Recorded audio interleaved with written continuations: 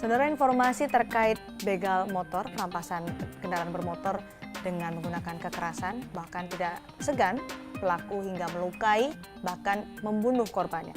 Dan kami punya informasi dari kompas.com terkait begal Lampung yang dinilai oleh Kapolda Metro sangat militan. Ini dia informasi selengkapnya yang kami cuplik dari kompas.com. Maraknya kasus pencurian kendaraan bermotor dengan kekerasan yang terjadi belakangan tidak lepas dari aksi komplotan begal asal Lampung. Bahkan pihak kepolisian mengakui komplotan begal asal Lampung sulit untuk ditaklukkan. Ini disebut oleh Kepala Polda Metro Jaya Inspektur Jenderal Polisi Unggung Cahyono di Jakarta. Pada saat itu Kapolda menjelaskan ketika akan menangkap komplotan begal asal Lampung, Polda Metro Jaya bahkan sampai harus mengarahkan pasukan ke wilayah Lampung karena komplotan itu akan melarikan diri ke Lampung, dan ketika akan ditangkap, komplotan begal ini tidak segan-segan juga melakukan perlawanan kepada petugas.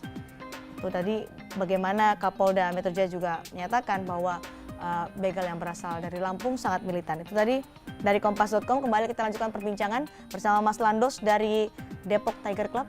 Mas, kalau Anda tadi menyatakan ada koordinasi antara klub motor dengan kepolisian.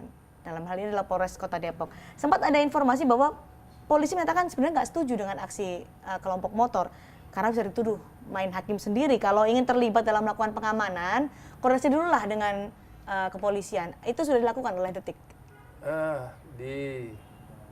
Kita nyebutnya di skop yang besar ya. Kalau di Depok tuh ada namanya BIDAK, Bikers Anti Kejahatan. Di Detik, salah satu membernya adalah Detik. Ada berapa klub motor yang tergabung dalam BIDAK itu? 251 klub. 251 klub? Iya. Oke. Nah, sebelum kita beraksi, kita sudah berkunjung ke Polres Depok untuk beraksi ini beraksi apa nih? Beraksi prihatin. Dengan keadaan kayak gini, mana tanggapannya? Sampai memakan korban, mana tanggapannya? Kita waktu itu sama-sama dengan BIDAK pergi ke Polres, ingin mengajukan proposal. Ini sudah ada kejadian loh. Ayo tindak lanjuti. Ke Pemda juga sudah. Pak Wali Kota, Pak Nur Mahmudi, tolong Pak, ini sudah di luar batas. Oke, dan akhirnya difasilitasi seperti apa? Atas prihatin dari teman-teman bikers di Depok, kita menghadap ke sana, mereka sudah menyetujui. Oh silakan teman-teman BIDAK, tapi memang dikasih pengarahan dari Kapolres tadi. Pak Subarka? Pak Subarka, oke, kita setuju, tapi tidak menangkap. Kita cuma memantau rolling muter sekitaran Depok untuk memberikan rasa aman ke masyarakat. 24 jam? Enggak, kita startingnya dari jam 11 sampai jam 4 pagi, jam 5 pagi. Karena itu waktu-waktu rawan ya? Ya, ada titik-titik spot yang kita konsenin di Depok. Adalah benar tadi yang dibilang ke Polres Depok itu, daerah Juanda, Jembatan UI, terowongan itu memang sangat rawan. Kita rollingnya ke sana. Kalau menemukan kejanggalan, kita langsung infokan ke Polres. Selama rolling atau kalau bisa dibilang patroli tadi, dari jam 11 sampai jam 4 pagi, yang Anda temukan seperti apa sih sebenarnya? Ya, saya temukan ada tempat yang agak gelap-gelap. Memang di situ ada pos, kalau kita bicarakan dengan UI, terowongan itu, memang ada pos. Tapi kalau saya melihat memang posnya itu kurang memadai. Posnya itu kayak pos penjagaan pintu masuk komplek lah ya.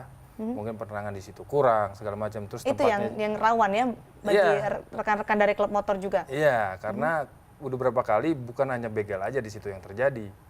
Di situ ada terjadinya ada kejahatan-kejahatan lain selain begal lah ya. Kita ngomongnya. Karena di situ gelap sekali kalau menurut saya itu. Penerangannya kurang. Sekali rolling ada berapa orang yang ikut, Mas Landos? Ya, kalau kita ngomong sekali rolling itu ada hampir 50 sampai 60. Tapi kita bagi-bagi. Jadi nggak berbarengan 50 muter di satu tempat. Kalau berbarengan 50 nanti orang heboh lagi. Jadi kita pisahkan. Karena ada beberapa tempat di Depok tuh banyak tempat-tempat yang tidak hanya di Margonda dan di Jembatan UI. Kita mainnya di Panus juga ada, di Tole Iskandar Muda itu, sama di Siliwangi kita main, KSU, sampai dengan daerah Sawangan. Oke, ini partisipasi masyarakat yang patut diapresiasi untuk bisa menjaga keamanan juga di wilayah Depok, Jawa Barat. Saya undang Kompasinar, Anda ingin berpendapat atau ingin bertanya kepada Mas Landos atau ingin bahkan menularkan semangat ini ke wilayah Anda? Silakan Bu Yeti. Peristiwa pembegalan macam ini sebetulnya udah terjadi dari sejak dulu ya, kejadian dengan kekerasan, terutama di daerah. Hanya membuat saya iri saja ketika terjadi di Jakarta, 2 korban sudah rata.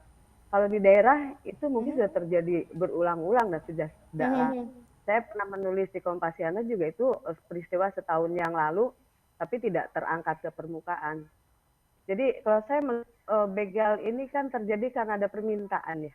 Terlalu mudahnya menjual motor dengan harga murah.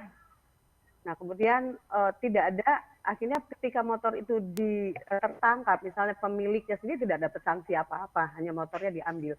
Saya pikir seharusnya pemilik motor yang tidak bersurat pun itu mendapat sanksi keras, karena tidak akan ada penawaran dari para begal itu kalau tidak ada. Bu Yeti, sepengetahuan Anda, kasus-kasus kekerasan perampasan motor ini di wilayah Anda di Pandeglang, Anda melihat penyelesaiannya sudah maksimalkah?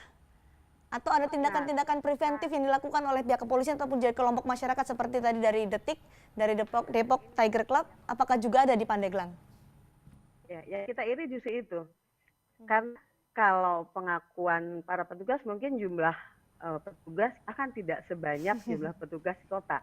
Bahkan daerah yang sudah terkenal sangat rawan pun tiap malam tidak ada penjagaan. Jadi kalau di daerah jarak antar rumah bisa saling berjauhan. Kemudian penerangan sudah pasti tidak seramai di Jakarta, tidak semenyala di Jakarta. Sehingga kasus-kasus ini hampir tidak ada penyelesaian. Itu saja ya.